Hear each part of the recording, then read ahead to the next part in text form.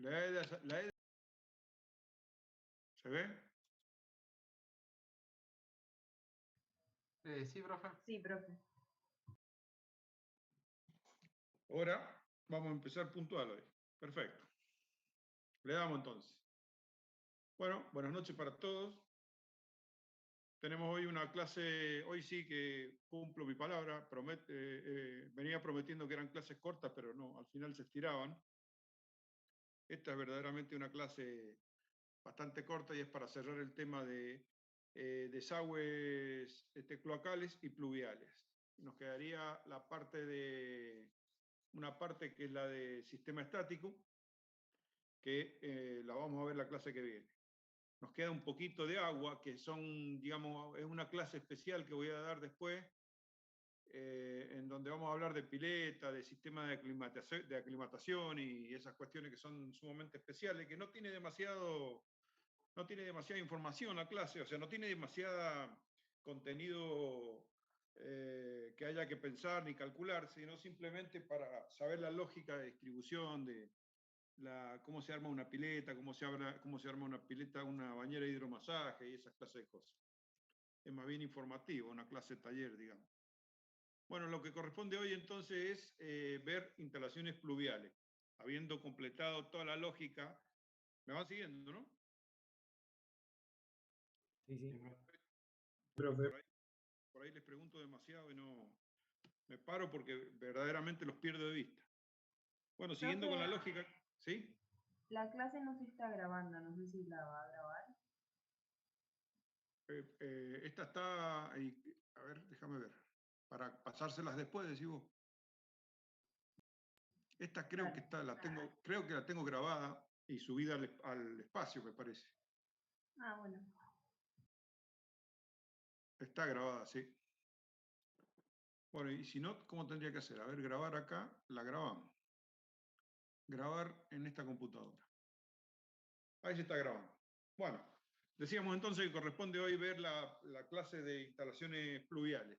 Esta clase también tiene un poquito de concepto, de conceptualización de ingeniería en cuanto al cálculo, pero es más bien para conocimiento general, para poder establecer ideas mentales de lo que va a ser la instalación pluvial y cuáles son las decisiones que voy a tener que tomar para evacuar ese tipo de efluente.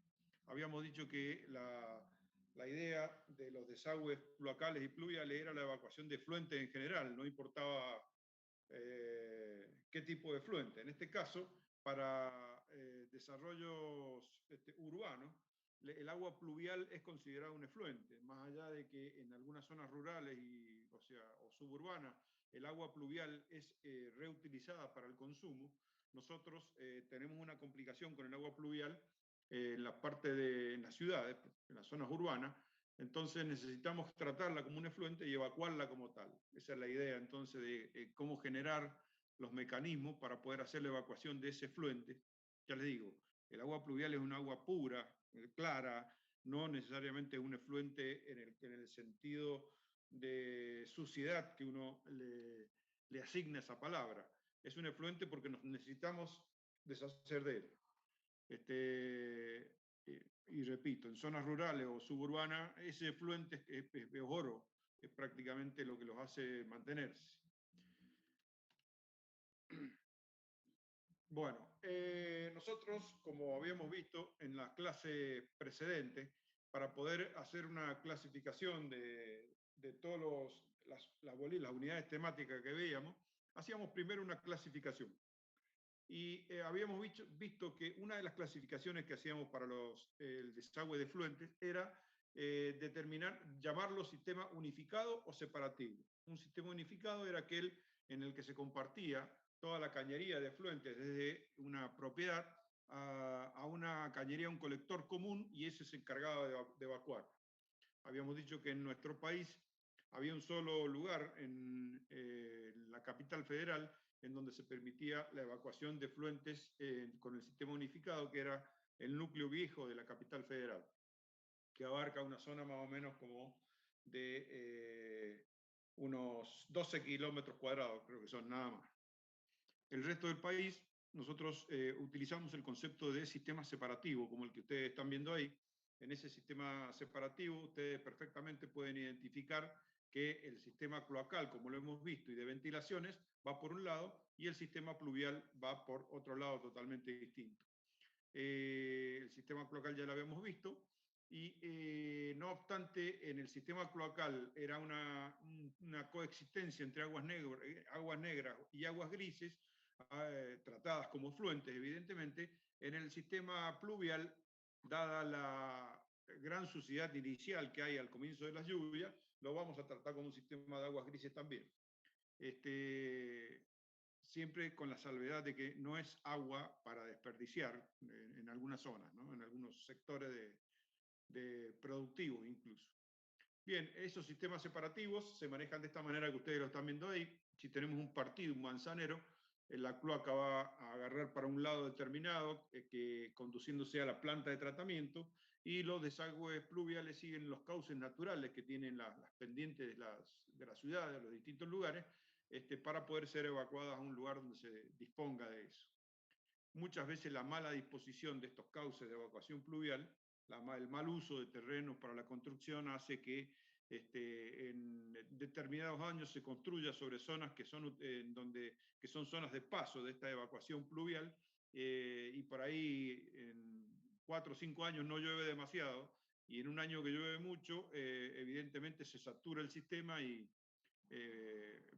hay muchos casos de barrios que están fundados sobre zonas en donde esta escorrentía es conducida para su disposición final en el canal, en el Cacique Guaymallén, en donde sea, ¿no? Pero siempre hacia el este, hacia el noreste, sí, noreste.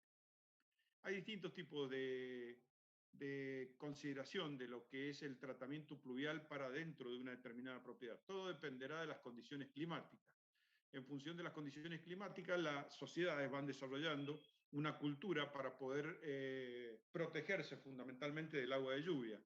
En función de qué cantidad de lluvia que tenga la zona de la que estemos tratando, qué cantidad de precipitaciones, en realidad debería decir, para ser más completo, tenga esa zona en una unidad de tiempo.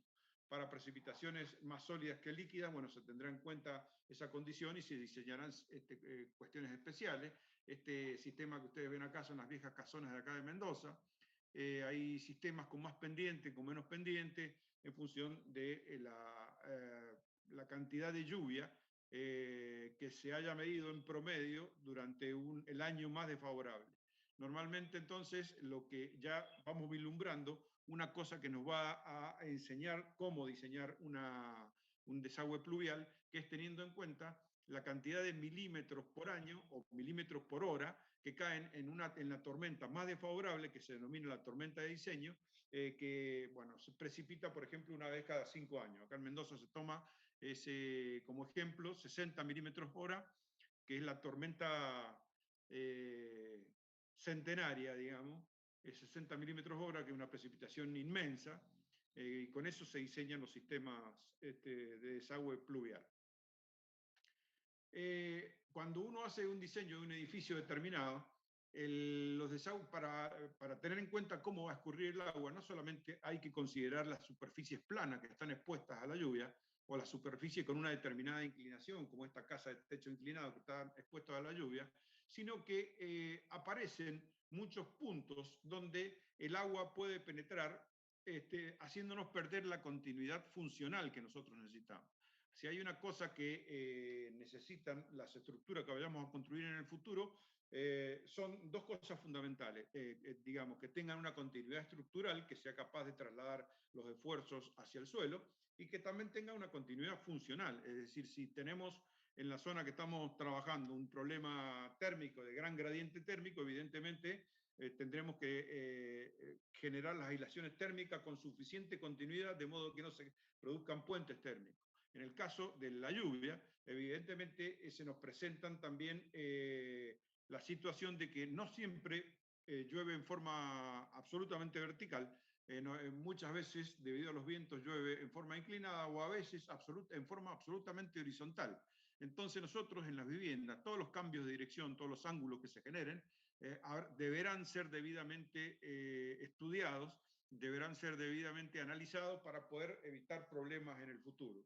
Esto es lo que se conoce como las presiones naturales y las formas arquitectónicas, es decir, las formas arquitectónicas de zonas determinadas dependen de las presiones naturales que genera una lluvia en un determinado momento. Y para esto se estudian puntos críticos, que son los cambios de dirección, los ángulos, como les digo. Fíjense un problema típico que tenemos acá en Mendoza, por ejemplo, edificios muy lindos que se hacen. Les voy a decir un ejemplo muy tonto. Por ejemplo, se deja el borde, a ver si dibujo ahí, el borde, le voy a dibujar una perspectiva, el borde de la terraza, digamos la baranda de la terraza, si esta es la terraza, este es el piso, se deja sin, por ejemplo, en un 8º piso, se deja esto sin un tratamiento especial. Esta superficie se deja sin un tratamiento especial. Y ahí, con el tiempo, acuérdense que acá en Mendoza por ahí tenemos temporada de 8 meses que no llueve, se junta mucha tierra. Y luego de la primera lluvia, esa tierra derrama y ustedes van a ver estos edificios que tienen manchas de chorreos desde la parte superior hacia abajo, de barro, prácticamente de barro.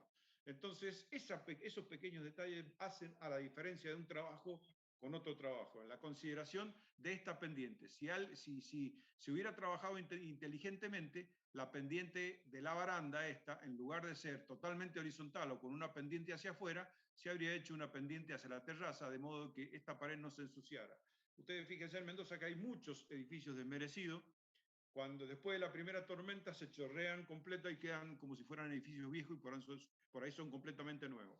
A eso se refiere esta puntualización que estoy haciendo ahora, que no se trata solo de evitar que entre la lluvia, sino que también se trata de que en todas las partes expuestas de una construcción se tenga la consideración particular en los ángulos rectos que se forman entre el cambio entre una pared y un techo, o ángulo de 100 grados, pónganle, que se forma entre un techo inclinado y una pared, esos debemos ser absolutamente precisos en su definición y prestarle muchísima atención. Una teja, por ejemplo, en la transición entre una pared y un techo,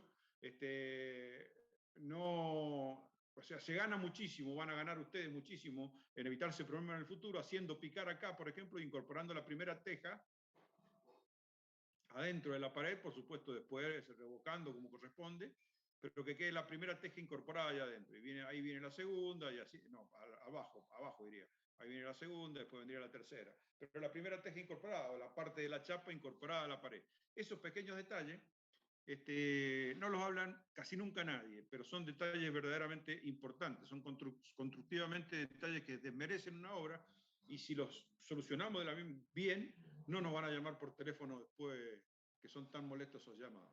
¿Cómo se determinan Profe, esos caudales? ¿y Sí. eso para qué? Lo de la teja, la primera dentro de la pared. Y eso para que el agua derrame desde la pared a la teja sin generar un punto crítico donde la gota se pueda meter. El agua es muy traicionera. ¿Me va siguiendo lo que digo? Para evitar filtraciones, profe. Claro, para evitar filtraciones. Ponerle que llueva, esto apunte al sur y llueva con esta inclinación, con esta flecha que te digo yo. Y llueve durante una hora. La presión de agua que se ejerce en este vértice durante una hora hace que esto filtre y por ahí te gotee una casa por un ángulo que nunca te lo imaginas. Eso es lo que quiero decir. Esos detalles, no solamente el techo perfecto, sino esos detalles hay que tenerlos en cuenta. ¿Se dan cuenta lo que digo?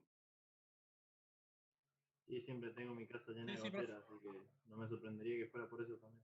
Pero claro, vos fijate, por ahí hay goteras en los techos planos, inclinados, y goteras en el medio del techo. Bueno, eso es solucionable. Vos te subís, es medio difícil a veces, pero vos te subís, mirá, tratá de arreglarlo.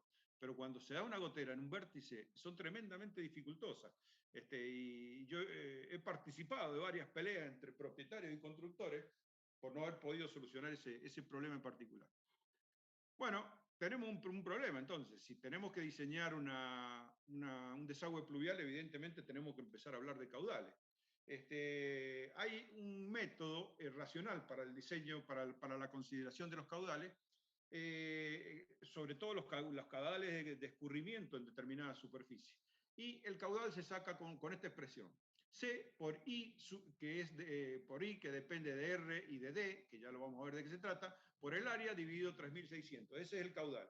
Ese es el caudal máximo medido en metros cúbicos por segundo de escurrimiento en una determinada superficie. C es el coeficiente de escurrimiento. El coeficiente de escurrimiento, como ustedes se podrán imaginar anticipadamente, es un coeficiente que depende de la duración de la lluvia, de D, y de la recurrencia que tiene esa lluvia. O sea, nosotros en cada zona las lluvias las tenemos clasificadas por duración y por recurrencia. ¿Cuántas veces llueve, por ejemplo, en un mes de febrero? Los meses de febrero o marzo, que son muy llovedores en determinadas épocas acá, hay determinados años con, no me acuerdo si es la corriente del Niño, la Niña, lo que sea, que durante el mes de febrero llueve prácticamente día por medio. Entonces, bueno, habrá que tomar ese mes, como nosotros siempre tomamos la hipótesis más desfavorable, habrá que tomar ese mes para hablar de la duración perdón, la duración ya la sabemos, y de la recurrencia. Y el coeficiente de escorrentía, C, ¿cómo lo sacamos entonces? Bueno, está clasificado esto.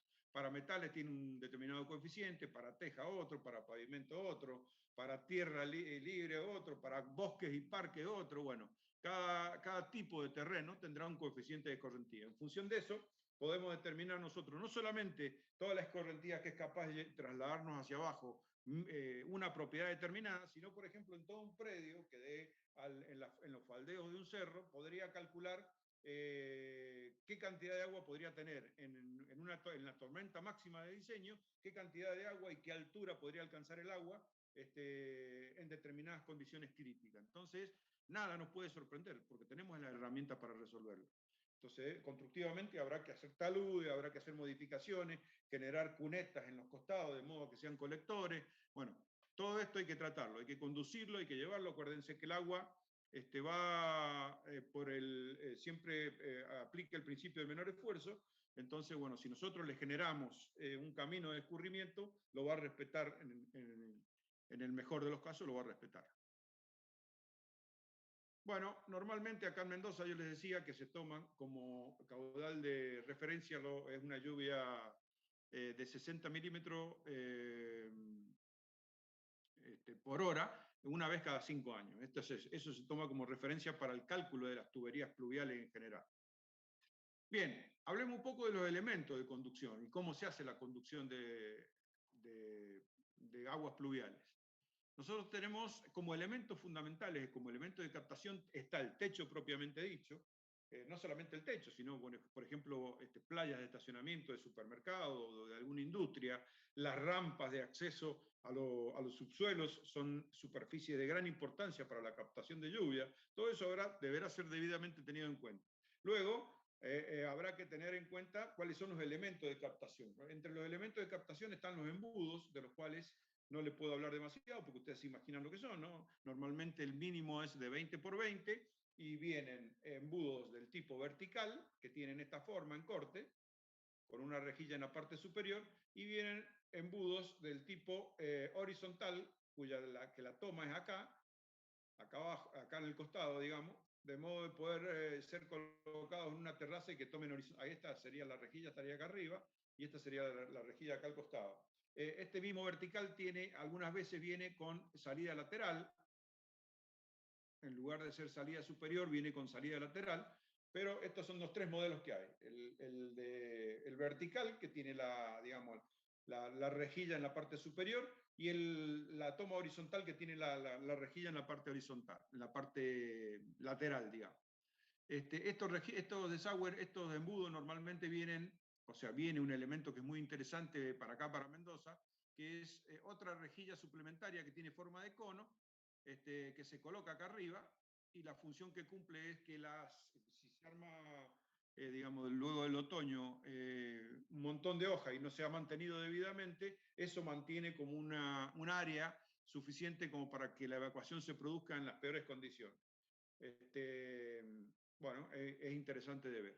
Luego vienen las bocas de desagüe, que más o menos la hemos visto para las cloacas. Las bocas de desagüe cumplen exactamente esa función. Esas bocas de desagüe pueden venir con rejilla o pueden ser tapadas.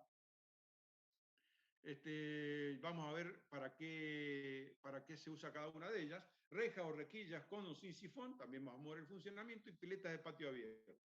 Y en cuanto a los elementos de conducción, tenemos los caños verticales, a los cuales le llamamos caño de lluvia, y los caños horizontales, que en nuestra jerga le vamos a denominar de acá en adelante conductales. Es decir, de acá en adelante, cada vez que nos expresemos y digamos caño de lluvia, siempre pensemos en una cañería vertical. Y cada vez que digamos conductal, pensemos en una cañería horizontal. Profe, la mayoría suelen ser de galvanizados, los embudos y El demás. galvanizado, sí, no, la verdad es que vienen de muchos materiales. Vienen de hierro fundido, vienen de PVC, vienen de polipropileno. Y el galvanizado es una solución maravillosa que, digamos, que yo en alguna oportunidad les aclaré a ustedes que todo lo que es zinguería, el galvanizado es zinc, todo lo que es zinguería, normalmente uno lo subpresupuesta cuando hace presupuesto para una vivienda o para la construcción de algún edificio. Normalmente se queda corto con la presupuestación de todo lo que es zinguería. La cañería galvanizada realmente es extraordinaria, tiene una vida útil larga, si hay un buen zinguero, la manufactura es tan exacta y hecha a medida, hecha para el lugar, que verdaderamente no, como la instalan ellos y la sueldan en el lugar o la remachan en el lugar, no hay forma de escapar, le quedan perfectas las construcciones. En estas fotos anteriores, todo eso que ven ustedes acá al costado, toda esta cañería de bajada, todo esto, este gotero que tiene con una forma muy elegante, en la parte de acá del techo bajo y del techo alto, todo eso es zinguería. Todo eso, imagínense que usted no puede comprarse el tramo y armarlo, porque semejante complicación de coros, curvas y contracurvas es casi imposible realizarlo con elementos que vengan prefabricados. Pero bueno, existe también la prefabricación de PVC o de polipropileno y la de hierro fundido, que también colabora muchísimo. Pero está bien la pregunta, la zinguería, todo lo que es galvanizado es extraordinario. Bueno, ¿de qué forma? ¿Cuál es nuestro principal problema? Y los principales problemas que tenemos son los techos planos, ¿no? Esos techos planos que reciben agua en forma descomunal durante un corto periodo de tiempo, entonces debemos de alguna manera encontrarle maneras de evacuar. Hay 4 estilos, en realidad hay 6, pero se pueden resumir. Lo vamos a distinguir como 6 modelos distintos de posibilidades de evacuación.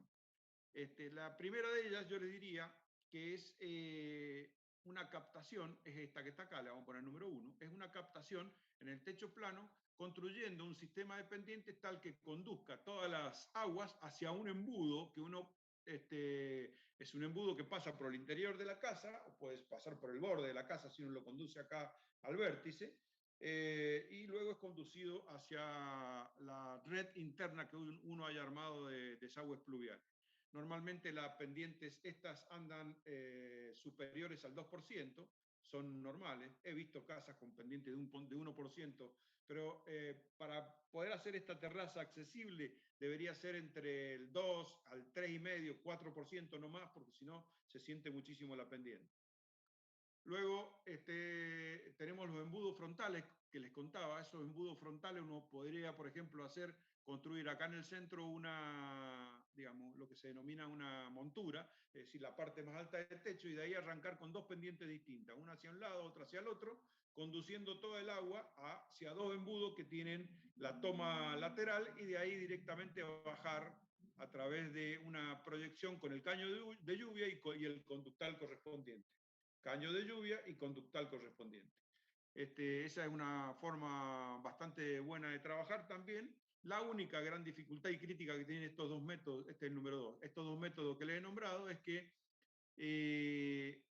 si hubiera alguna problemática con el embudo, es decir, tapado de hoja o mal mantenido o lo que pueda llegar a pasar, se arma una pileta ahí arriba que puede ser hasta peligrosa. En algunos casos, dada la altura de esta baranda, ha provocado derrumbe de techo completamente, ¿no?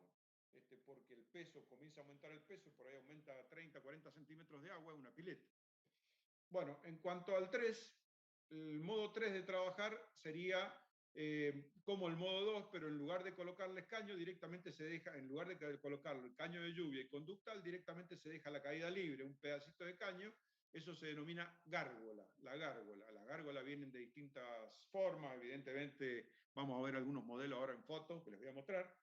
Esa gárgola tiene la ventaja de, bueno, que no se va a producir estancamiento en la cañería, de obstrucciones, quiero decir, en el caño de lluvia ni en el conductal, pero sí tienen el gran problema de que cae el chorro de agua y salpica, ¿no? Entonces van a ver ustedes cuando las gárgolas no están bien resueltas o no son suficientemente largas, todo el zócalo de la vivienda está manchado con hongos, de hongos oscuros, que verdaderamente desmerecen mucho el aspecto. Sí, profe, Entonces, eso lo he visto un montón. Además, cuando llueve, bueno, tenés el chorro ese sobre la vereda, claro, el chorro de agua así. incluso ahí donde cae, justo donde cae, se hace una aureola mucho más grande, de un color más oscuro que el de la casa. Si es ladrillo visto, se queda de un color oscuro porque ya se llena de hongos con la propia agua que va salpicando y salpicando constantemente. No les digo nada de cuando las lluvias son muy largas, que como los ladrillos no están tratados, cuando no están tratados, incluso se produce absorción de los ladrillos y la humedad alcanza hasta el otro lado, llega la mancha de humedad hasta el lado interior de la casa. Entonces hay que tener cuidado con estas gárgolas. Si las vamos a hacer, las vamos a construir suficientemente largas como para que no haya incidencia. ¿Qué quiere decir suficientemente larga? Y bueno, por ejemplo, que sobrepasen la medida del veredín perimetral y que caigan en el pasto, pónganle, sería por alguna idea. Este es el 3. Y el 4 es mi preferido, que es generar un techo de tal manera que desemboque en una canaleta y esa canaleta con un sistema, con un orificio, con un caño de lluvia y un conductal, desaguarla después al sistema normal que tenemos de desagües pluviales que hayamos proyectado dentro de una casa. En general, estos son los 4 sistemas para techos planos que les decía yo que eran nuestro problema máximo. Estas son preguntas de examen prácticamente. Deberían ustedes tenerlo y ver ejemplos por ahí de qué se trata. Más o menos es el ejemplo que les podría contar es esto, cuáles son los componentes del sistema, son estos. En la parte interior de la vivienda, imagínense el ejemplo, a ver, quiero decirles el ejemplo. ¿Qué pasó? Se me paralizó esto. Quería volver para atrás. Tomemos el ejemplo 1. El ejemplo 1, obsérvenlo ahí, por favor. El despiece del ejemplo 1 sería este que está acá. Fíjense, este es el ejemplo 1. Está el embudo central de la casa, en una de las columnas de la casa, o escondido en un placar, lo que sea, baja el caño de lluvia. Luego, una vez que baja el caño de lluvia, agarra en el sentido del conductal. Siempre que se produzca el quiebre entre el caño de lluvia y el conductal, ahí muy cerquita del codo, se debe colocar una boca de desagüe tapada con el criterio de accesibilidad para la limpieza, el criterio de desobstrucción que les enseñaba yo para la cloaca. Esto que dice caño de lluvia, en realidad nosotros le llamamos conductal. En nuestro reglamento, a los tramos horizontales le llama conductales, a los tramos verticales le llama caño de lluvia. Entonces, de ahí, ¿cada cuánto colocarían una boca de desagüe ustedes? Cada 30. Claro, Cada 15. efectivamente. ¿Por qué cada 15? A ver. Y dependiendo si se puede limpiar para los 2 sentidos. En realidad, las bocas de desagüe son cortitas, no deberían tener más de 30 centímetros de profundidad y son accesibles en forma multidireccional. A todos los caños que haya concurren, uno puede meter un elemento de desobstrucción. Entonces, ahora, replanteame la respuesta. ¿Cada cuánto debería colocar una boca de desagüe? Si es para los 2 sentidos, debería ser cada 30. Claro que sí. Exactamente ese es el razonamiento. Entonces, fíjense, en función de eso, colocaríamos una cada 30 metros, bueno, y una en cada cambio, en cada concurrencia digamos, de un ramal con otro, deberíamos colocarla. Deberíamos colocar otra boca de desagüe. Es decir, los 30 metros son un requisito en tramo recto, pero en realidad cada vez que concurre un caño nuevo, el empalme no lo haríamos con un ramal, sino que directamente lo hacemos con una boca de desagüe. Obligatoriamente, la primer boca de desagüe tiene que ser tapada, sobre todo en edificios altos, ya le voy a explicar por qué. Normalmente yo colocaría, excepto en patios internos donde el agua tiene que drenar por ahí, yo colocaría todas las bocas de desagüe tapadas, porque son autopistas para los pericotes, las instalaciones estas. Entonces, bueno, trataríamos de protegernos de alguna manera. Bueno, y en cuanto al drenaje 4, el drenaje 4 que ustedes ven ahí en el ejemplo, es este que está acá, está despiezado de esta manera. Lo mismo, tenemos un techo con pendiente, una canaleta que lo recibe, caño de lluvia y conductal. Noten ustedes que interesante en este ejemplo, en los dos ejemplos en realidad. Noten que, fíjense que va tomando agua toda la instalación desde el techo, pasa al caño de lluvia, luego al conductal. Acá recibe de un ramal de un lado y del ramal que nosotros estamos analizando con ese techo. Es decir, que la cantidad de agua es muy superior. Fíjense que existe la alternativa desde la última boca de desagüe que podamos construir, aumentar la sección de la cañería antes de enfrentar a la sequía. ¿Se entendió eso? Fíjense que colocan 2 caños en lugar de uno solo. 2 caños en lugar de uno solo. Ya les voy a explicar ahora por qué cuando veamos desagües de edificio, cuál es el fenómeno este. Bueno, acá tienen un despiece también interesante. En este caso, fíjense el sentido de escurrimiento que lo marcan las flechitas. Acá es tanto el escurrimiento, es tanto los ramales que se reciben, que sacan 3 caños de una sola instalación. Bueno, lo que yo les aconsejaba recién es que no hagan esto, que hagan esto. Esto no, esto sí. Cada vez que hagan un cambio de dirección, coloquen una cámara, una boca de desagüe. La boca de desagüe es esto que está acá, construida, vienen hechas de plástico, vienen hechas de hierro fundido, pero se pueden construir de ladrillo perfectamente, eso que está ahí nomás. Es como una boca de acceso que yo le enseñaba digamos, al pie de la cocina. Bien, ahí tienen un ejemplo interesante también. Empezamos ya con desagües más industriales. Fíjense que acá tenemos un techo de una industria, no sé si me van a ver mejor si le pongo el puntero. Tienen un techo de una industria que desagua prácticamente en el borde del lindero. Esta pared que está acá, que ustedes ven acá, es la pared que da con el vecino. Entonces, no podríamos nosotros hacer desaguar, digamos, colocar una canaleta justo en el borde del vecino, porque eso no nos lo permiten las condiciones constructivas. Entonces hay que recurrir a este tipo de ingenio, a este tipo de construcción, en donde se genera la canaleta separada del muro lindero, recibiendo toda la pendiente de un techo de uno de los lados, armando la canaleta con cinguería como corresponde, y recibiendo una pequeña pendiente desde el otro lado con respecto al muro del vecino. Voy a volver al marcador y les quiero marcar unas cositas que son importantes. Esta chapa, por ejemplo, yo como les decía recién, yo la hubiera hecho entrar en la pared. Es decir, hubiera aplicado esto, hubiera metido la chapa ahí y hubiera revocado arriba. Y encima, acá puede ser una chapa plegada, atornillada a la pared con Fisher, o puede ser membrana también. Eso desemboca en la canaleta. Esta canaleta, vieron que hace una especie de curva acá y se monta sobre el cabio, que es donde se clava. Bueno, acá debería ser exactamente lo mismo, hacer una curva y montarse, y encima de eso, clavar la chapa. Casi clavar la chapa y la canaleta junta. Es decir, que esta chapa debería sobrar lo más posible para este lado.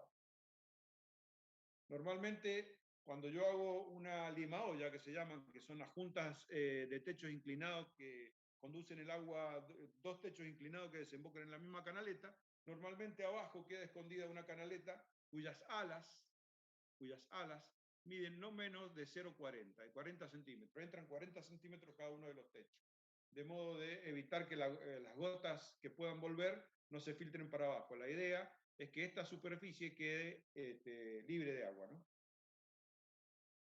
Bueno, ahí tienen una foto de la cantidad de cosas extrañas que puede hacer un cinguero. Ustedes fíjense que eso de ninguna manera se podría conseguir en el comercio piezas para fabricar eso. Eso tiene que estar la persona ahí resolviendo. Entonces son gente que trabaja verdaderamente muy bien. Esto que ustedes ven ahí es una soldadura que se hace con estaño. Es un trabajo muy insalubre el del cinguero. Esa soldadura se hace con estaño. No veo acá ninguna junta remachada, pero también es muy probable que este codo con este pedazo de caño esto, fíjense que es como esto que estoy señalando ahí es una reducción. Fíjense que ese caño en esta línea, pareciera que estuviera remachado. Pareciera que estuviera remachado. Lo voy a borrar para que ustedes lo vean bien.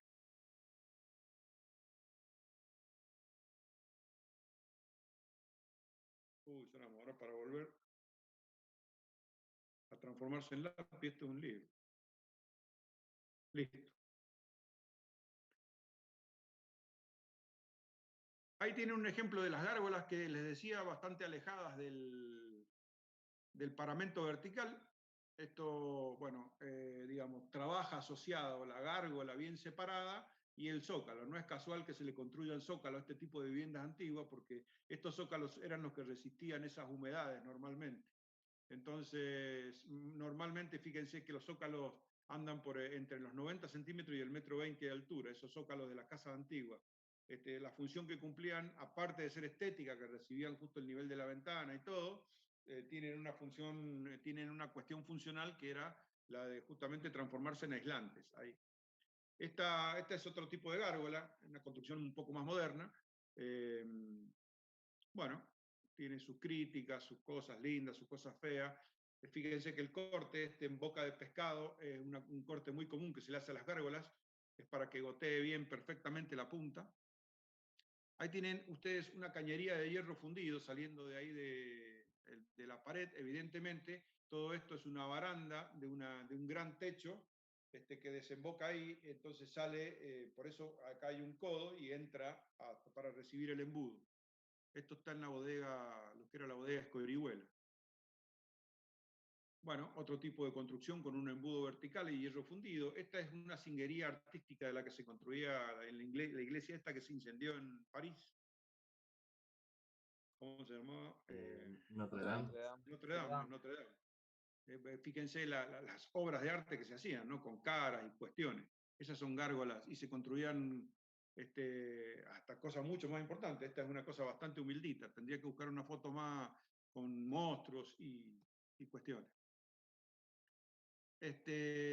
Bueno, ¿qué hay de demostrable en esto? Fíjense que la arquitectura ha empezado a aceptar los desagües pluviales como parte de la composición de su fachada y del aspecto general. Entonces, ya no temen demasiado dejar caños a la vista. Incluso en algunos casos la arquitectura los destaca, los pinta de otro color, que resalten.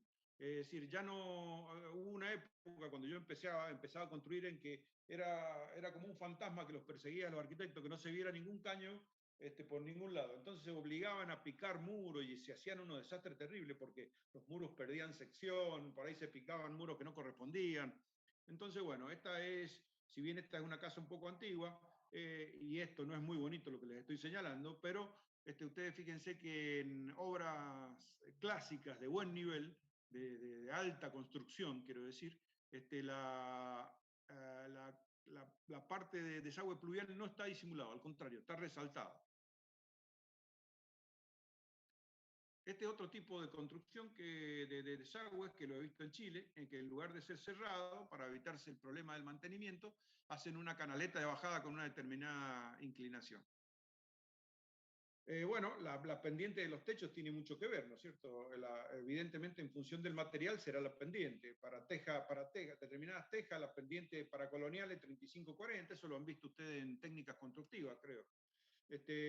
Para techo de chapa, entre 8 y 11%. Cuando los solapes son menores de 30 centímetros, cambia la pendiente.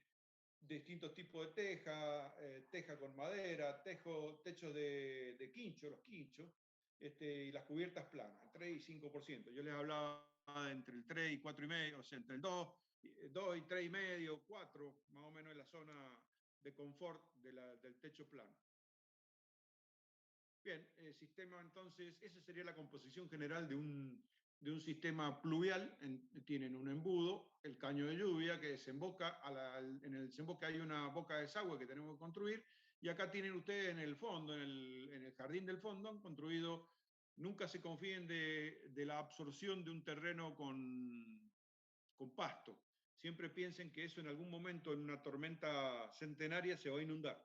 Entonces no dejen de colocarle 1, 2 o 3 bocas de desagüe a los patios, que queden escondidas ahí debajo del pasto o que se vean, pero no son feas realmente, ordenadas, van a ayudarle muchísimo. Sí. Pero serían boca de desagüe tapadas, no abiertas en el Abierta, patio. abierta, esta con rejilla, les decía yo. Esta en este caso, Ah, claro, el sentido común ya te indica que como es afuera de la casa, el problema de la boca de desagüe tapada es que por ahí muchos de estos circulan por los interiores de la casa. Jamás dejaría una boca de desagüe abierta ahí dentro de la casa, ¿comprendés? claro, pero el problema en el patio no se llenaría de barro en el caso que Sí, sí, tenga... necesitan un mantenimiento. No, pues si hay pasto, no. Si vos tenés el terreno, evidentemente con tierra, va a caer barro, va a caer agua de tierra. Pero cuando hay pasto, no, se mantiene muy limpia, verdaderamente. Y vos tenés que darle una pendiente para que evacúe. Si hay algo de tierra o algún sólido, vos tenés que darle más del uno, más de pendiente de 1 en 60, más o menos, ponerle una pendiente, la mínima de la cloaca. Ah, Bueno, una cosa importante es, bueno, pueden ir los caños incorporados a la pared, los cambios de dirección siempre con una boca de desagüe, como les decía, y no son recomendables estas cosas, de hacer ramales, son muy difíciles de limpiar. Cuando tengan, como son dos cañerías totalmente separadas, si ustedes tienen la conducción del pluvial y va paralela a la cañería de la cloaca, no, siempre tienen que separarla por lo menos 40 centímetros. No pueden compartir pozo. No pueden compartir pozo de ninguna manera. Entonces, se hace una, se hace la otra. Se puede hacer un mismo pozo, evidentemente, pero el pozo normal de la cañería de cloaca hay que dejar el espacio que se había previsto para ella. Normalmente estas cañerías, las de pluviales, van por encima de la de la cloaca, así que no hay mayor inconveniente, no habría problema de si hay una filtración de contaminación de la cañería pluvial. Cuando haya que hacer un cruce, se hará colocando en cada extremo una boca de desagüe tapada y cruzándolo a 45 grados. ¿Se comprende eso, no? Profe, ¿por qué no sí. se aprovecha directamente la cañería de cloaca? O sea, se lo podría agrandar. Justamente porque el sistema es separativo. Acá nosotros necesitamos separarlo. ¿Por qué razón? La explicación más o menos la vislumbré el otro día. Acordate que no sé si me estás preguntando eso, pero te voy a repetir la explicación. Sí, sí, sí. Nuestro sistema de tratamiento depende de las bacterias, ¿no? Nuestro sistema de transformación de la materia orgánica en lodos depende de la acción de las bacterias. Entonces, si vos diluís el agua, estás diluyendo, estás separando las colonias de bacterias y estás disminuyendo su efectividad. Entonces, de ese modo se prohíbe que se compartan espacios entre desagües cloacales y pluviales para que vos no diluyas los desagües cloacales de modo que estén lo más concentrado posible la colonia de bacterias. ¿Se entendió? Sí, perfecto. Gracias. Bueno, acá empezamos ya con instalaciones de pluviales en grandes edificios. Estos pluviales tienen toda una tecnología. Evidentemente en estos grandes edificios la columna de agua en una gran lluvia puede ser tan grande que bueno, manda colocarle acá abajo un codo con base, como les contaba yo en la cloaca, e inmediatamente luego de que se hace la curva de 90 grados acá abajo, va una boca de desagüe tapada obligatoria. Esa boca de desagüe tiene que tener una altísima calidad, porque en determinado momento este caño lo tenemos casi completamente lleno, es decir que la presión que está soportando esa tapa de la boca de desagüe tapada es altísima. Y más sumándole, porque acuérdense que por el principio de Bernoulli está la carga estática más la carga dinámica, hay que sumarle la carga dinámica, el agua en movimiento. Entonces, la cantidad de carga que soporta este codo es tremenda, y ni hablar de la boca de desagüe esta. Si no estuviera tapada con los tornillos correspondientes, se transformaría esto en una fuente acá, saldría el agua, derramaría como una fuente para arriba en una gran tormenta. Ahora vamos a ver el detalle de cómo se resuelve esta parte. Sí, cómo no. Los caños, el caño de lluvia ahí cuando atraviesa el edificio, ¿no hace mucho ruido? O sea, Sí. por ejemplo, una tormenta fuerte no genera mucho ruido, mucha molestia. El tema, la palabra clave acá es mucho. ¿Qué es mucho? Para mí, para vos, ¿entendés? Yo creo que el ruido del agua escurriendo no es un ruido molesto. El problema es cuando se mete el agua escurriendo, digamos, libre de burbuja en su mayor parte.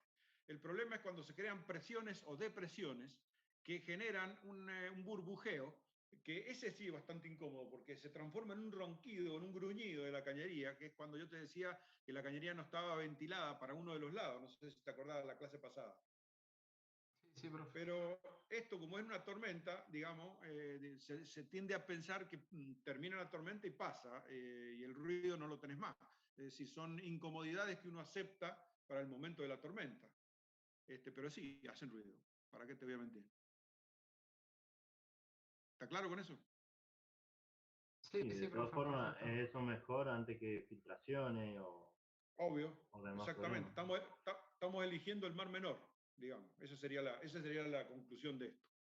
Bien, esto lo menciona, esto que viene acá lo menciona un poco el reglamento, pero acá está recontra prohibido hacerlo. Fíjense, ¿qué notan en este edificio ustedes?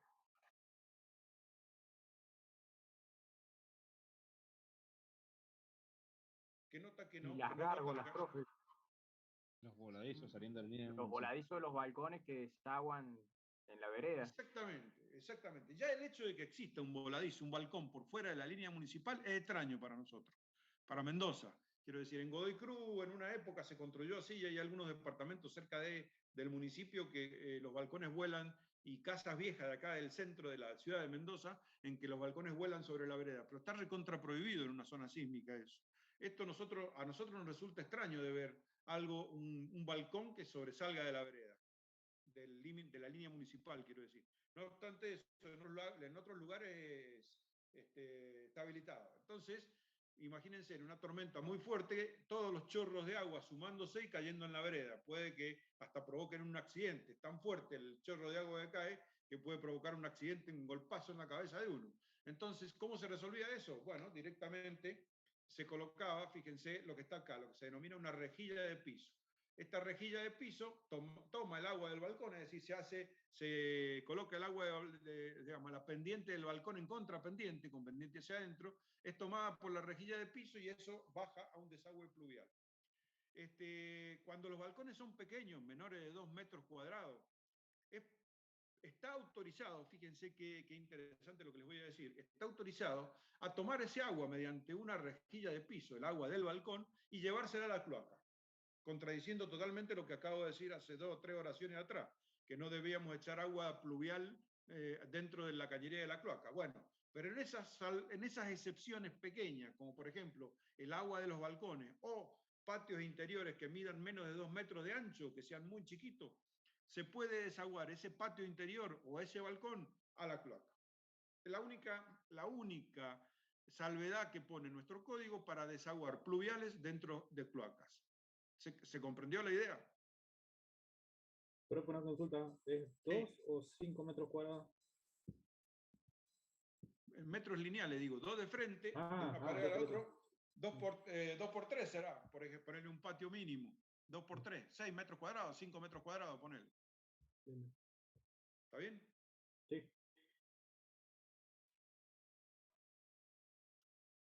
Bueno, volvamos atrás para que yo les recuerde. Fíjense, yo les dije que acá se nos armaba un matete grande, ¿no? ¿Por qué razón? Fíjense, tormenta fuerte, ¿no? 60 milímetros hora, 1 hora y media de lluvia. Es decir, que es muy probable que este caño venga casi repleto completamente de agua, cayendo en caída libre, es decir, con una velocidad en aumento debido a la aceleración de la gravedad. Entonces, esto, pónganle que acá 30 metros, en 30 metros alcanza una velocidad de, qué sé yo, 70 kilómetros por hora o 60 kilómetros por hora, acá abajo. Entonces, eso pega una curva acá y agarra el conductal.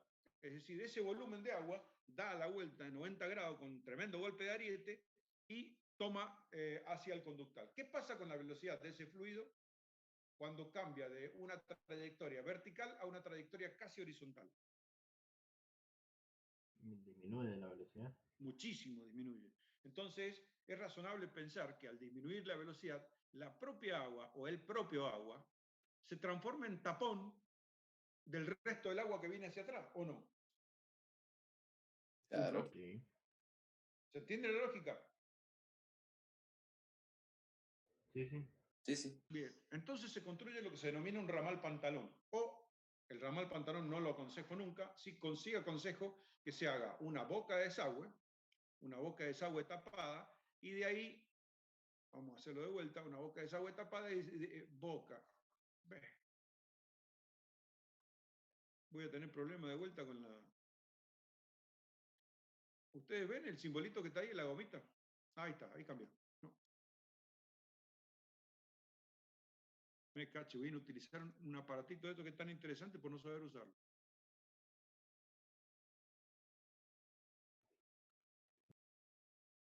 Bueno, me cansó. Ahí está.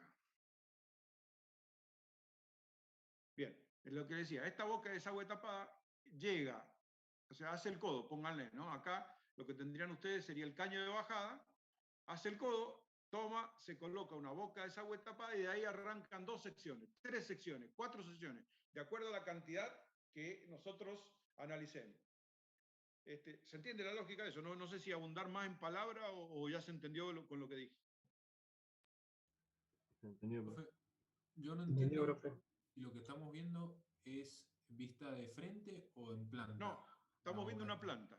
Estamos viendo una planta ahora. A ver, o sea que está después del Lástima codo que ese. no, por eso porque no puedo hacer el cambio, entonces no te puedo... Ah, bien, no sí, puedo- no hay problema. Vos sabés que yo tenía una forma rápida de hacer el cambio pero ahora no sé qué es lo que le pasa a esto. Se me Profe, y aparece la eso goma. siempre antes de la línea municipal. Fíjate, ¿dónde está la línea municipal? ¿La ve ahí? O sea, Siempre si adentro, fuera siempre después, adentro, no adentro de pasa la nada. propiedad. No debería estar eso. Vos no tenés que tener este tipo de boca de desagüe, no tienen que estar de la línea municipal hacia afuera. Están, en muchos casos yo les he visto, pero no deberían. ¿Se entiende lo que hice, no? Entonces, el objetivo acá es compensar la diferencia de velocidad que se produce por el cambio de dirección del fluido, aumentando la sección. Es decir, vamos a conducir el mismo caudal a menor velocidad, debemos aumentar la sección por la fórmula de caudal que teníamos, ¿recuerdan?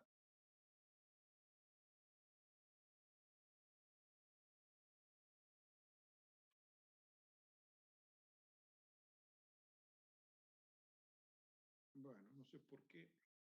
Voy a tener que ponerme una tarde entera a aprender a usar esta cuestión. Acá está. Ahora sí. Entonces, volvamos a intentarlo. Este es el caño que viene de bajada. Visto, venía el caño así, hace el codo. Este es un codo con base. Hace el codo y se encuentra acá con esta boca de desagüe tapada. ¿Se entendió ahora?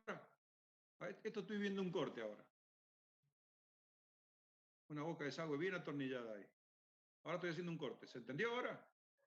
Sí, ahí lo estoy entendiendo. Sí, se entiende. Perfecto. Bueno, como les decía, esto no lo recomiendo mucho yo porque es muy difícil de acceder. Cuando ustedes meten caños para elementos para la limpieza, uno no sabe para qué lado tomó y por ahí está tapado el otro. Es un lío. Siempre hay que poder acceder. Las boca de desagüe tapadas son lo ideal. ¿Está bien? Eso es lo que quería transmitirles. Bueno, hablemos de la conducción vertical. Todo esto ya está recontratabulado. Entonces, en función de cuál sea el diámetro del caño, en función de qué tipo de pendiente tenga el techo, este valor nos da la cantidad de metros cuadrados que puede desaguar un caño de 60 milímetros, de 60 milímetros, de 100 milímetros, de 125 milímetros, de 150 milímetros, es decir, que arrancamos, pónganle, con un techo inclinado y tenemos un caño de 100 milímetros. Entro por acá, y tengo 220 metros cuadrados, 218 metros cuadrados. Encuentro el 220 y ahí ya tengo decidido el caño de bajada. ¿Le encuentran complicación a esto? No, ¿Lo puede repetir, profe? ¿Cómo? Sí, lo puede repetir. Sí, claro. Entonces, no voy a poner la goma de vuelta. Entonces, ¿cuál es la idea? Nosotros, ¿qué datos tenemos inicialmente? Tenemos la pendiente del techo, porque eso es parte del plano de arquitectura. Si tenemos un techo inclinado, ¿no? Y tenemos una superficie para desaguar un solo caño en una superficie que nos da 310 metros cuadrados para desaguar en un solo caño. Me voy, techo inclinado, encuentro 310, el número mayor que 310, evidentemente en este caso 320, y de ahí me elevo y encuentro acá arriba el diámetro que tendría que ponerle para que evacúe bien esa superficie. ¿Sí? Ahí está, profe, se entendió. Bien. Evidentemente, ¿qué es lo que pasaría si yo en lugar de tener un solo caño tengo dos? Y bueno, divido directamente, en lugar de 320 metros cuadrados, tomo el área que corresponde. 320, la mitad, 150, dos caños de 100 equivaldrían a uno de 125. En exceso, evidentemente, sobrado. El caño de 100 milímetros sobra para muchas lluvias, para las lluvias normales. ¿Se entiende lo que dije? Sí, bro. Sí, se entiende. Bueno, en cuanto a... Bueno, esto no hace más que repetir lo que venía diciendo, que no tenemos permitido embutir en una medianera. El concepto de medianera en la actualidad ya no existe, ya el Código Nuevo casi ni lo menciona todavía, pero no es tanto como el Código Civil viejo, que la palabra medianería era como parte integrante del código, por los artículos, el artículo 1600, por ahí. Ya poco se construye con medianería, la verdad que todos hacen su muro propio. Medianería era compartir un muro entre dos propietarios. Entonces, en esos casos era imposible embutir un caño de lluvia en la medianera, entonces teníamos que dejarlo a la vista, con todos los cuidados necesarios, ¿no? La protección mecánica, generarle una barrera, hacerle una falsa columna, lo que sea.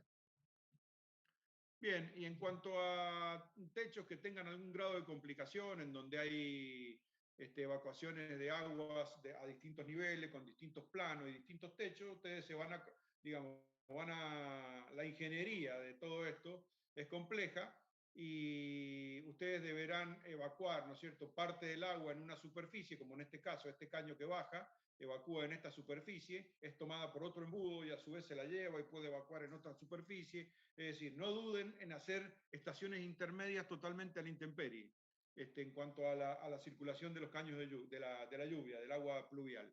No duden eso, no tengan en la mente llevarlo todo encerrado porque muchas veces es imposible y es mejor tener acceso de esta manera. Y en cuanto a la conducción horizontal, tenemos la misma lógica, pero en este caso entra a correr otra variable que es la pendiente, en función de la capacidad que tengo yo de darle pendiente, en función de la pendiente del caño y del diámetro. Esto está hecho, por ejemplo, para un caño, a ver si dice acá arriba, no me acuerdo si era de 100 milímetros, de 110 o de 200. Bueno, cada tabla de esta, acá está, 0,100, el caño de 0,100 y el caño de 0,125.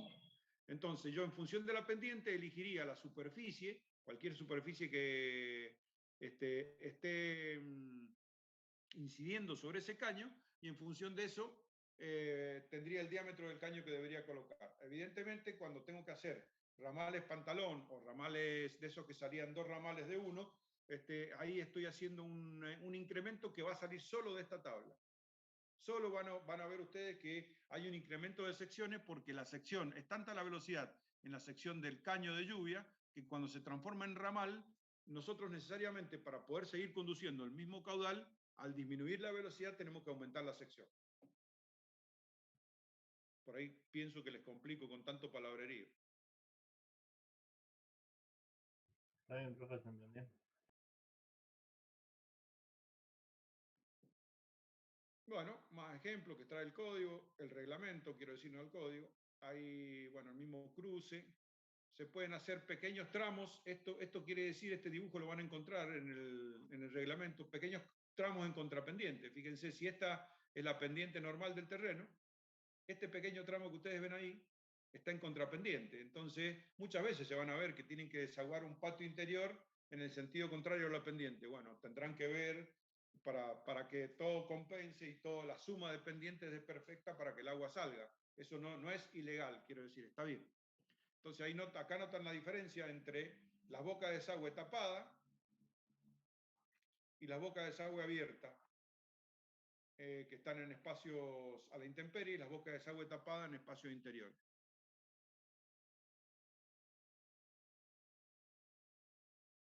un ejemplo de los embudos. De esa manera se simboliza, ¿no? Las pendientes con una flechita y el cañito es embudo, caño de lluvia. Ese sería el simbolismo, la forma de dibujar. Ahí está, digamos, una forma de compartir instalación pluvial con instalación cloacal, nunca juntas, separadas 40 centímetros una de la otra. Dos instalaciones pluviales distintas, fíjense, un caño que sale por acá, otro caño que sale por acá. Hay una cosa que es importante que me gustaría decir. Ahí tienen ustedes un embudo vertical, este se denomina embudo vertical, este se denomina embudo horizontal. ¿Por qué? Porque el tramo de caño sale horizontal. Fíjense que acá el caño sale vertical y acá sale horizontal. Y este es el que se denomina embudo de frente, que es el que se coloca para poder sacar a una gárgola o a una misma cañería como se coloca el embudo de frente. Acá tienen el detalle, embudo vertical, embudo horizontal y embudo de frente. Vienen de distintos diámetros también. Las medidas comerciales 30-30, 25-25, hasta 15-15 el menor. Las bocas de desagüe, bueno, ya hemos hablado de eso. Acuérdense que una boca de desagüe no necesariamente tiene que ser rectangular, de 20 por 20.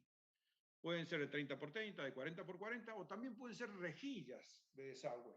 Las rejillas de desagüe son aquellas que, por ejemplo, en las entradas de las rampas de las playas de estacionamiento, si ustedes colocaran una sola boca de desagüe ahí para evitar que el agua exterior entre, estarían jodidos, porque muy poca agua va a entrar a esa boca de desagüe. Lo que se hace es colocar una boca de desagüe con forma de rejilla completa a todo lo ancho de esa entrada.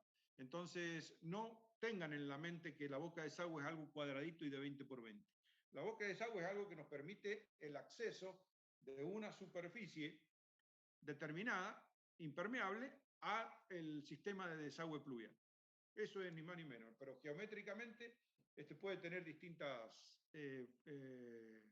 dimensiones. Fíjense que acá una de 20 por 20 es capaz de aguantarse en una lluvia de diseño como la que hemos establecido, 80 metros cuadrados, una de 30 por 30, 180 metros cuadrados, y una de 40 por 40, 320 metros cuadrados. Es decir que se está comprendiendo la dimensión de la cosa. Bueno, un contrapiso, no hay mucho que ver de esto. Bueno, para las canaletas lo mismo, se puede hacer el mismo razonamiento para las canaletas. Vamos a saltearnos las piletas de piso porque las piletas de piso, piletas de patio, se usan en los desagües pluviales, pero yo no soy muy cliente de meterle un elemento que tenga un sifón, porque no debería haber gases contaminantes en una instalación pluvial. De todas maneras, existe, en el código está reglamentado que en alguna situación en que pueda entrar algún animal o algún gas en la vivienda, es lícito colocar piletas de piso con sifón. Vamos a las canaletas. Profe. Una canaleta, sí. Las piletas de piso puede ser que se pongan en el caso que comparta con la cañería, con las cloacas. Por ejemplo, ahí sería un requisito indispensable, hace muy bien en observarlo. En el caso que yo le decía, en esos casos limitados de patio interno o de balcones, no va a poder ser una boca de desagüe. Va a tener que ser una rejilla, una pileta de piso, una rejilla de piso, de modo porque eso va directamente a la cloaca, es decir que debemos generar una válvula hidráulica. Está muy bien la observación de nuestro compañero. ¿Está bien? Está bien, ¿no? ¿Me entendieron? Sí, sí. Bueno, acá también ya está resuelto el problema del cálculo. Esto se ha hecho experimentalmente. Canaleta de 10 por 10, de 15 por 15, 15 por 25. Tienen la cantidad de metros cuadrados que pueden evacuar esas canaletas ya tabuladas, o sea, no hay mayor inconveniente. A ver qué decía acá, que no me acuerdo, me está tapando el...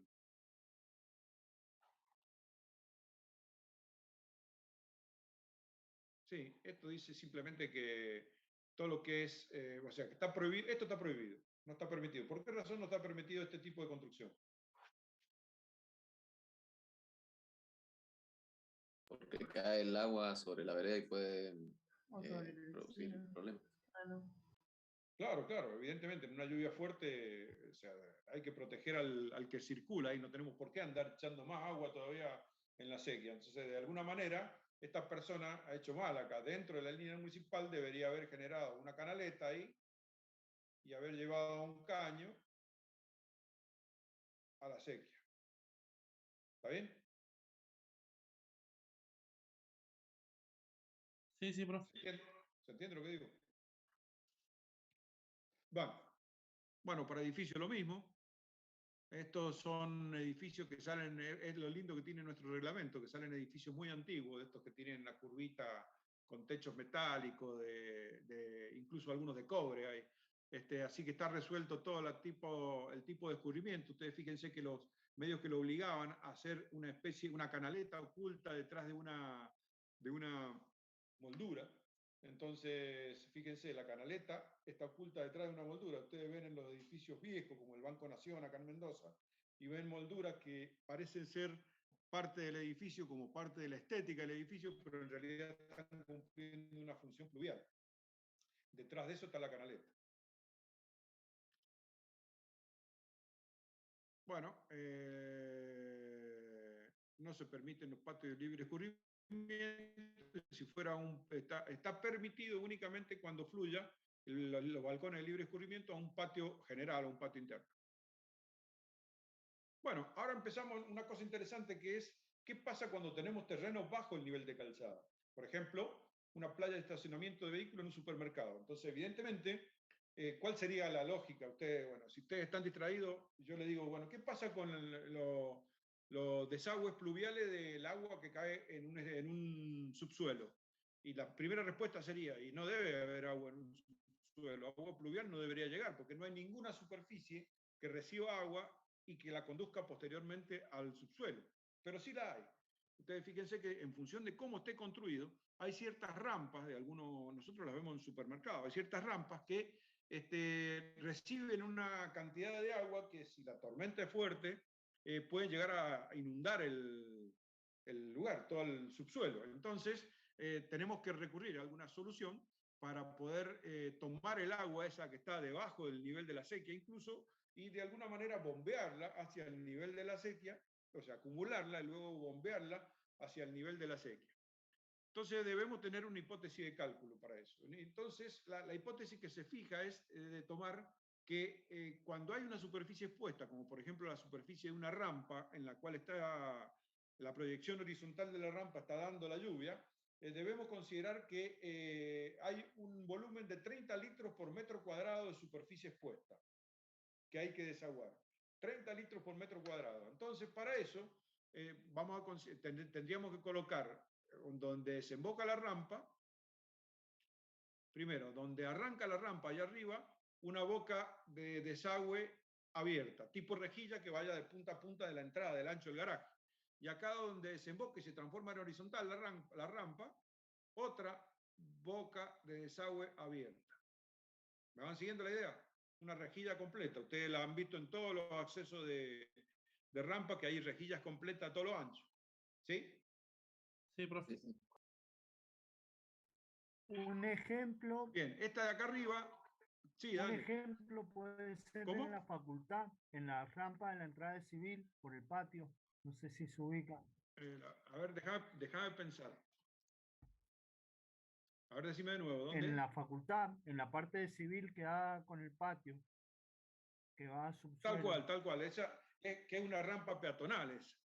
Fíjate que en esa tiene únicamente esta boca de desagüe. La de abajo, la de arriba no la tiene. Me parece. No estoy seguro, pero me parece que es así. En realidad lo aconsejable es hacer las dos y las dos conectadas a un sistema de cañería, de modo que la podamos conducir hacia lo que se denomina un tanque impermeable.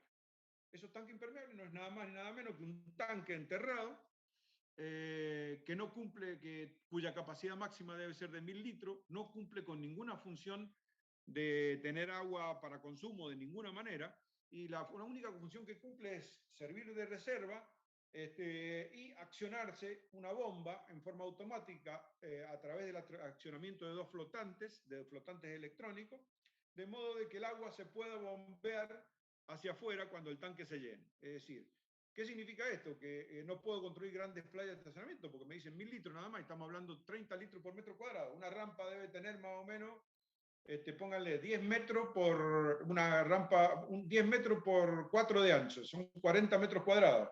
Entonces, 40 por 30, ¿cuánto da?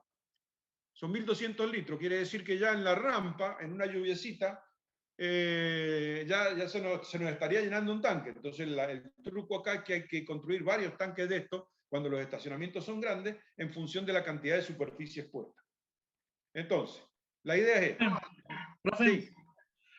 ¿qué pasa en el caso, por ejemplo, el del shopping, ese puente que pasa por debajo del acceso? ¿Cómo sería el desagüe cuando se inunda? Que es el puente que siempre se inunda.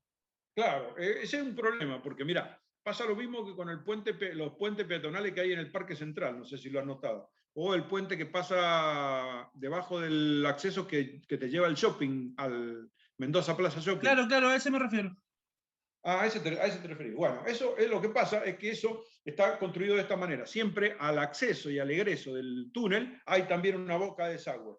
Y esa boca de desagüe debe estar construida de tal modo de que tenga una pendiente determinada respecto de un canal cercano, que puede ser cercano, te digo yo, puede estar a 2 kilómetros el canal. En el caso del que conozco yo, que es el que está en el Parque Central, la conexión la hacen al canal Jariales en la calle San Martín. Es decir, que hay un caño exclusivo subterráneo que va hasta la calle San Martín, desde ahí de la calle Mitre hasta la calle San Martín, porque ahí únicamente les dio la pendiente para poder enganchar el desagüe de ahí. Lógicamente a veces se tapa, es un caño de 65 centímetros, es decir, 650 milímetros, y a veces se embanca con tierra porque está sucio eso. Entonces, la única no hay soluciones mecánicas ahí, como en el caso que te estoy contando yo. Estas soluciones son exclusivamente con pendiente, es decir, físicas. ¿Se entendió? Sí, profe. Ahí tenés que llevarte, buscarle la vuelta y al romper el asfalto o el hormigón desde la calle Mitre hasta la calle San Martín y hacer una canalización nueva. Tuvieron que encontrar una cota menor para poder hacer el desagüe. ¿Comprendés? Sí, profe. Bueno, otra cosa, esto que ven acá ustedes es un tanque de un pozo impermeable. Ese pozo impermeable lo que va a cumplir es una cosa, es justamente eso, un pozo impermeable. Entonces, a través de un flotante electrónico va a poner, cuando se esté colmatando el pozo, va a poner en funcionamiento la bomba, de modo que sale una cañería hacia afuera y engancha con el nivel de la sequía y saca el agua a la sequía. Hay varias críticas que ustedes ya se estarán imaginando. Cuando la lluvia sigue y el pozo bombea, ¿qué es lo que va a pasar? El agua va a tratar de entrar desde la sequía dentro del pozo. Bueno, vamos a ver cómo solucionamos esto. Esto es más o menos el esquema del pozo de bombeo. Bueno, ahí tienen ustedes la rejilla superior, la rejilla inferior, que le podríamos llamar boca de desagüe abierta también, boca de desagüe abierta. Bueno, se conectan ambas rejillas y conducen a este pozo impermeable que ustedes ven acá. Ese pozo impermeable, mediante un sistema, acá llega el agua desde la rejilla, mediante un sistema de flotante, como les decía, es bombeado, haciendo esta curva especial que lo van a ver ustedes, por ahí van a ver un caño de color amarillo, no amarillo gas, sino de otro casi naranja, que es el desagüe pluvial, y esto se coloca un caño cámara de modo de poder desobstruir esta parte de la cañería. Y luego de ahí se engancha esta cañería que va a un determinado nivel de la acequia. No sé si conviene que les dé alguna otra explicación o no. Fíjense que está ventilado esto, está ventilado, tiene una ventilación, de modo que no se produzca una presión, una sobrepresión allá adentro. ¿Se entendió la lógica? Sí, profe. Sí, se entiende. Hay una cosa, un consejo que les voy a dar que no quiero que se lo olviden nunca. A ver, vamos a buscar un espacio. ¿Cómo se engancha el caño pluvial con la acequia? Si esta es la línea de la acequia, en planta, ¿no? Y viene el caño pluvial, ¿conviene engancharlo así? No, inclinado, en la dirección del agua. Muy bien. Para ver la ¿Por qué razón? pendiente de la sequía. ¿Por qué razón? Para que no entre la mugre de la sequía. Bueno, ahí es una cuestión más física el asunto.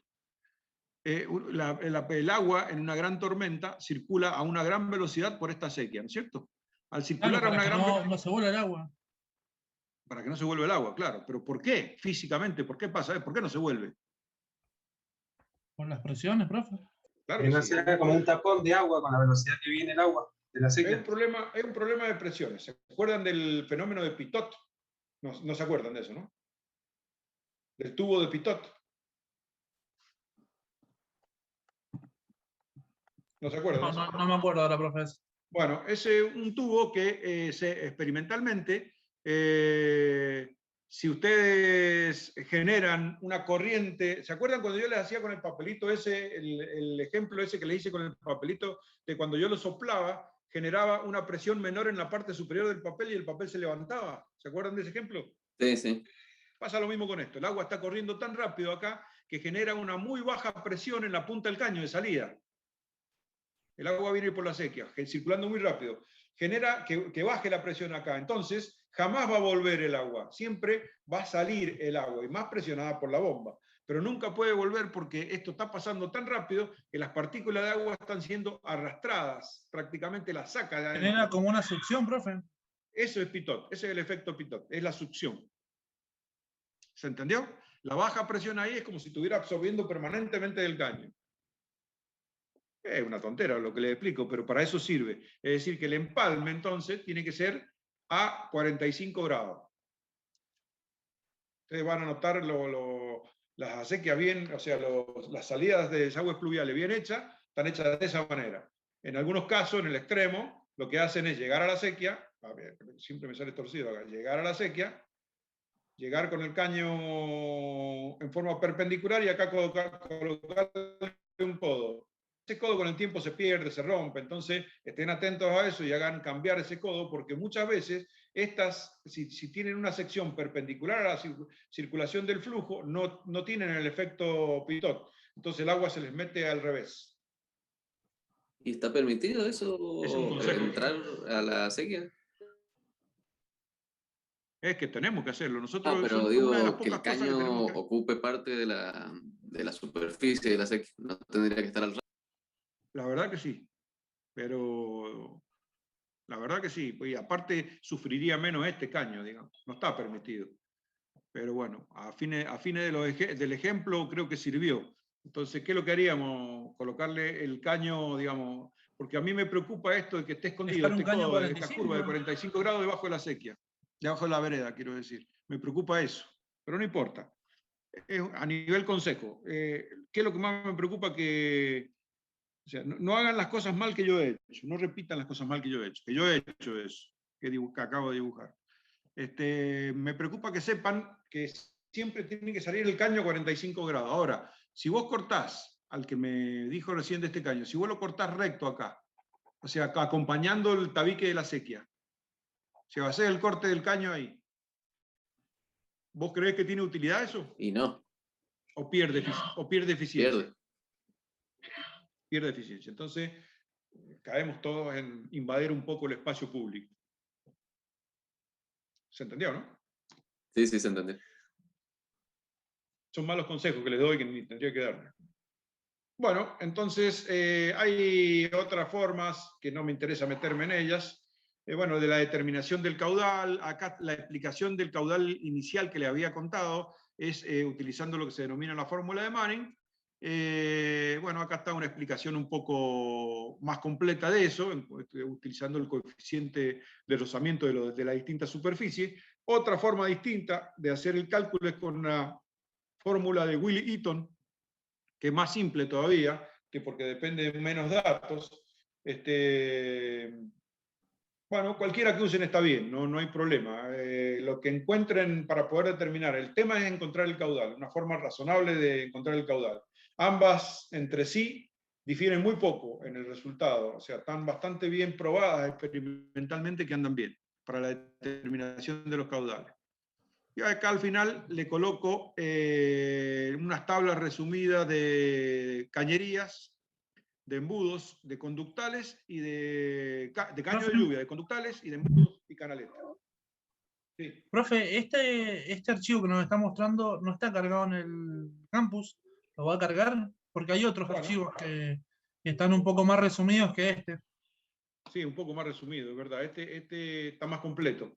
Se los cargo como archivo nada más, no hago el video, porque este video acabo de grabarlo acá, así que, y grabé todo esto que les dije. Bueno, sí, se los voy a cargar. Les voy a cargar este video entonces. Bueno, Creo que profe. lo puede cortar, profe. Ojalá, yo no sé editar, pero me encantaría No, poder profe, editarlo. queda todo entre nosotros, profe, no pasa nada. Mirá, ¿cuántos son? A ver. No puedo confiar en 40 yo. Profe, de todas formas a mí se me cayó recién, si lo quieres repetir, soy todo oído. Bueno. No, listo, yo creo que en general eso es todo lo que falta entonces que conozcan los dos trucos fundamentales, conocer el material con el que trabajan y la técnica, la tecnología del material con el que trabajan. Recuerden ustedes que cuando hacen bajadas muy altas de edificios muy altos, no confíen en el PVC, no confíen en el polipropileno, es decir, no confíen directamente en eso, sino que sobredimensionen. Si van a confiar en ese tipo de cañería, sobredimensionen las grampas que le van a poner, ¿eh? o los vínculos, estos azules que se ven ahí, sobredimensionen eso, porque esa crítica que me hicieron al principio, crítica, digo yo, en el buen sentido, esa observación que me hicieron al principio del ruido, evidentemente viene asociado con altísimas presiones, ruidos, sacudidas, vibraciones. Entonces, estas cañerías, cuando están funcionando en una lluvia fuerte, verdaderamente son un terremoto. Entonces, no duden en meterle la mayor cantidad de grampas posible a las cañerías de bajada, sobre todo si son de un polímero. Eso, nunca se olviden de las cosas que les digo. Y el codo con base siempre. Y el codo con base abajo es fundamental, ¿no? Si está hormigonado, mejor. En algunos lados del país se está aceptando esto que no está en el reglamento, que es de alguna manera la regulación del desagüe pluvial, que es más o menos, digamos, el funcionamiento del pozo impermeable, pero a nivel horizontal, digamos, no en un subsuelo, sino a nivel horizontal. Hay formas en ciertos lugares en donde las ciudades tienen muy poca pendiente, por ejemplo, la ciudad de Rosario y ese tipo de ciudades que son ribereñas, entonces, en donde obligan a los grandes edificios, grandes fábricas que tienen grandes superficies expuestas a la condición pluvial, a generar estos tanques que yo les muestro acá. Estos tanques son, fíjense cómo funciona. Cuando va cayendo el agua pluvial por la cañería, va cayendo, en determinado momento se encuentra con una gran disminución de la sección. ¿Notan esta reducción que hay acá? Sí. Notan la reducción, ¿no es cierto? Al reducirse muchísimo la sección, es de pensar que el nivel de agua comienza a subir acá, porque se frena mucho, se genera como un tapón, ¿no? Entonces, al subir, en determinado momento el agua vuelca por este caño a estos tanques. Este tanque comienza a llenarse cada vez más. En determinado momento hay un caño acá que está abierto en la parte de arriba, empieza a derramar por ese caño y empieza a aportar a la misma cañería inicial a la que estaba conectada la reducción, pero retardada. ¿Cuánto se retardó? Bueno, 1000 litros, 2000 litros, 3000 litros. Eso se calcula en función de la superficie. ¿Se entendió? Esta forma que se denominan tanques de retardo. Pero eso solo en los lugares donde llueva mucho, profe. Claro, donde llueva mucho y haya poca pendiente, porque vos no podés, si vos dejaras que todo el agua invada la superficie de la ciudad, se armarían inundaciones tremendas. Entonces, se exige en estos casos que cuando hay edificios o construcciones industriales con grandes superficies expuestas, techos industriales grandes, se hagan este tipo de depósitos intermedios, de modo de que el agua se siga regulando, ya paró la lluvia, y uno siga pudiendo sacar agua del edificio. ¿Está bien? Esa sería una forma más casera, artesanal de hacerlo. Es exactamente el mismo concepto, pero con tanques más pequeños para lugares pequeños. En este caso, ese tanque sirve, fíjense, ahí está el ejemplo allá abajo, para aprovechar ese agua para usos de riego y esas cosas cuando paró la lluvia, ¿no? Es muy interesante el sistema. Bueno, ¿se entendió la clase de hoy? No creo Sí, que profe. sirva mucho regar después de una lluvia. pero sí. Sí, bueno, pero esto es, digamos, estás regando a 2 o 3 días después, ese hombre, yo me acuerdo. No me acuerdo. Bueno, ¿se entendió alguna pregunta? De mi parte no, profe. No, profe. ¿Quedó claro la presentación? Todo claro. Sí, Bueno, profe, me alegro. entonces va a subir el documento y la grabación. Sí, los dos si quieren, yo no tengo problema. De esa clase de cosas yo no tengo inconveniente. Puedo subir las dos cosas a la vez. Buenísimo. Así que seguro que lo van a tener para mañana a la tarde ya subido. Bueno, profe. Nos vemos entonces. Tengo una Bueno, duda. profe. Nos vemos. Saludos. profe.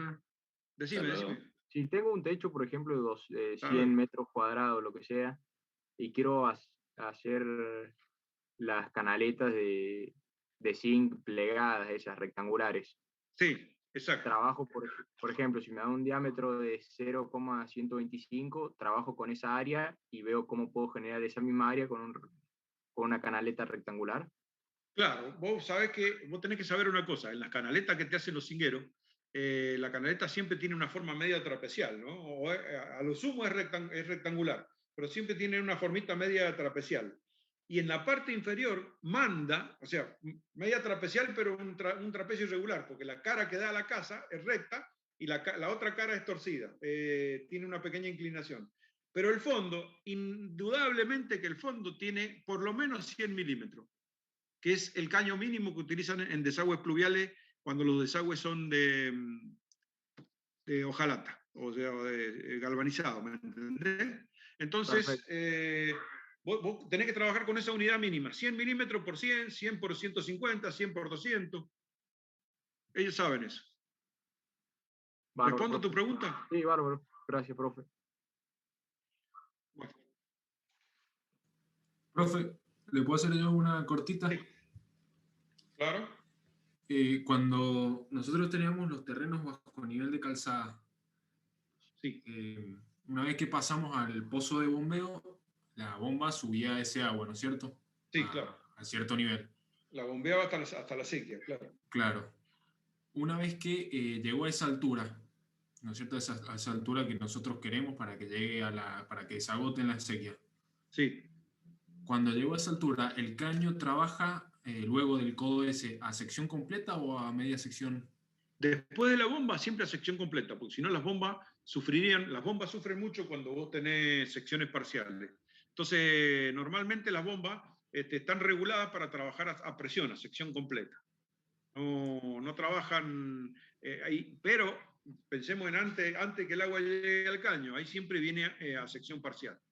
Claro, pero no tendría mayor sí, inconveniente porque como son, digamos, las lluvias son eventos que se producen ocasionalmente y duran poco, no es problemático eso, porque el problema es en la cloaca que dura durante toda la vida, tenés inodoros que se están descargando. Entonces ese ruido se transforma ya en molesto, ya es parte del confort. Pero cuando viene una tormenta fuerte, ya medio que las condiciones cambian nuestra perspectiva y nuestra escala de valores. Entonces no criticamos tanto los ruidos ni nada, sino que esperamos que pase la tormenta.